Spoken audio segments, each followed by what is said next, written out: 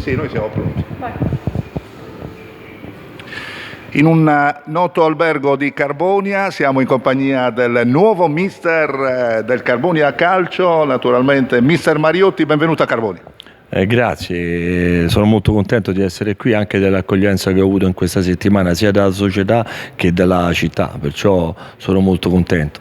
Insomma, una carriera importante per il mister, che tra l'altro leggevo è stato anche il secondo a Grosseto, se non ricordo male, dell'attuale allenatore della Juventus. Sì, sono stato a Grosseto un periodo di 6 mesi il secondo allenatore di Sarri in Serie B, e poi ho fatto anche 5 campionati con Gussinetti, che ritengo uno dei più grossi allenatori per quanto riguarda la Serie B degli ultimi 20 anni in Italia. Insomma, sono esperienze formative che ti crescono sia a livello professionale ma soprattutto come uomo, sono state esperienze importanti. Tantissimi campionati, tra l'altro, per quanto riguarda i nazionali dilettanti, quindi una grande esperienza. In Sardegna, allenatore a Nuoro per 3 anni, se non ricordo male, e poi l'esperienza a Sassari. Sì, io quello che dico, mi mancava il sud della Sardegna.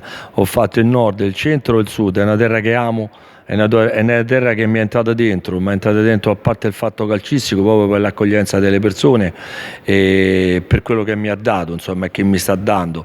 Penso che è una terra bellissima, sono fiero, sono contento di poter ancora stare per il 5º anno in una regione che sento mia per tanti motivi e che spero, insomma, che mi accolga bene come ha sempre fatto fino adesso. Ecco, Marco Mariotti, tra l'altro, è venuto qui a Carbonia. Carbonia ha una tradizione calcistica importante, non sa, mister, negli anni 50 Carbonia addirittura sfiorò la Serie B in una partita quasi spareggio a Venezia, e poi negli anni 80 8 stagioni interregionale C2. Insomma, adesso siamo tornati dopo 30 anni nelle nazionali dilettanti. Come vede questo campionato? Allora, quello che mi ha entusiasmato, devo dire la verità, tutti dicono, mi hanno detto molto, perché Carbonia? Mi hanno detto tanti addetti ai lavori, perché penso di aver incontrato delle persone giuste. È come un foglio bianco, mi hanno dato insieme al direttore Colombino, che ringrazio qui pubblicamente, al presidente, al vicepresidente, un foglio bianco, lo dobbiamo dipingere, dobbiamo fare un quadro, dobbiamo essere bravi a fare un quadro che piaccia alla gente, che riporti la gente di Carbonia allo stadio. In numero importante, dobbiamo fare un prodotto buono, e quello che io ho sempre, il mio sogno, che ho detto tutti gli anni, anche l'anno scorso a Sassari, lasciare un'impronta di una squadra giovane che possa dare alla città una squadra che duri negli anni, no? Come fanno tanti, una rosa che dura un giorno e poi sparisce. Noi dobbiamo costruire un qualcosa che a questa città dia un calcio importante per i prossimi anni. Quindi un progetto che sia magari a lunga scadenza. Ho saputo che lei predilige giocatori che mangino l'erba sul rettangolo di gioco, giocatori di grande agonismo. Assolutamente sì, perché noi abbiamo un certo tipo di budget, ci siamo posti come obiettivo la salvezza, e per fare la salvezza e costruire ci vogliono giocatori giovani che hanno fame.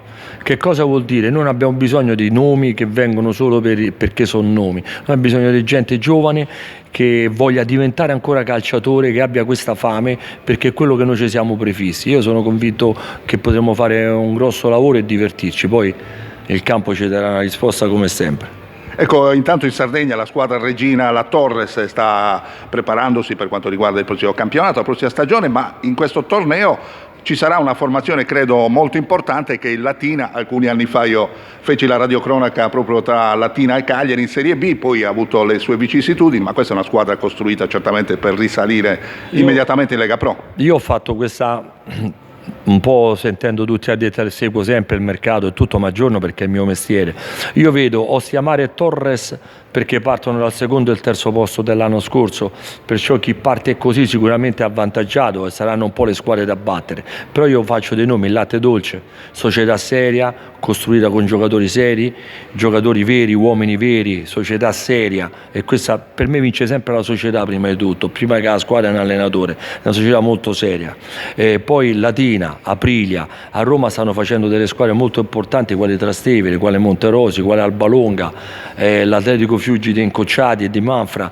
Ci sarà un campionato agguerrito, ci saranno tante squadre veramente in assi di partenza preparate per vincere. Il Latina poi, tradizione, parliamo del Latina, ma il Latina è nata, è come la Torres, tutti gli anni devono fare sempre le squadre per vincere, come tradizione e come cultura. Perciò noi siamo qui, l'Aprilia, noi siamo qui, faremo il nostro, cercheremo di rendere la vita difficile a tutti. Insomma, credo il il DS Colombino stia lavorando in questi giorni assiduamente, siamo anche in stretto contatto, spesso ci sentiamo telefonicamente, ovviamente non mi dice nulla ancora, però è all'opera, no? Per portare i giocatori importanti, quelli che debbono dare la spinta giusta, magari ai più giovani. Assolutamente sì, no, ai più giovani, se ancora più giovani di quelli che stiamo prendendo vuol dire che facciamo una squadra giovanile, però fra poco ci sarà qualche nome importante che ha calcato palcoscenici giovani, sempre giovani in cerca di rilancio importante.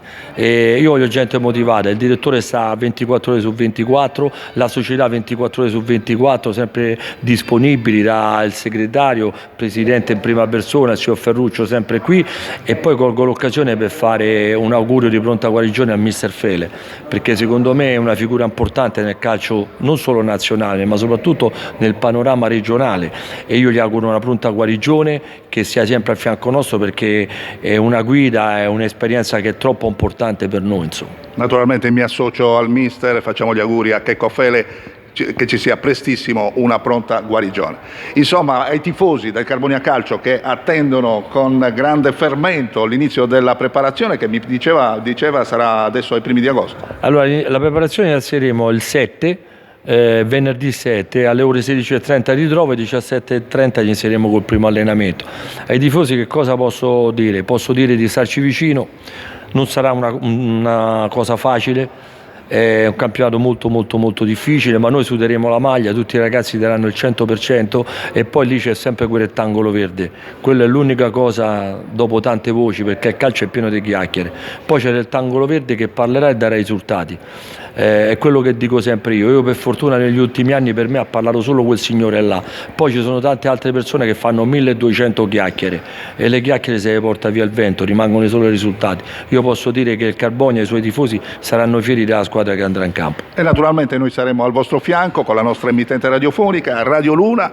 Abbiamo un'esperienza ultra trentennale, il sottoscritto e il mio collega Ugo Bulgarelli, per cui avremo grande piacere nel commentare le partite del Carbonia Calcio 1939 allenato da mister Mariotti. Un grande in bocca al lupo. Non dico crepa al lupo, lunga vita al lupo. Siamo pronti e niente, io sono entusiasta perché dobbiamo creare un quadro, e il quadro ce lo dipingeremo noi. Se siamo bravi faremo un bel ritratto, se sbaglieremo insomma, ma è difficile. Sono molto ottimista. Grazie di cuore mister, in bocca al lupo ancora.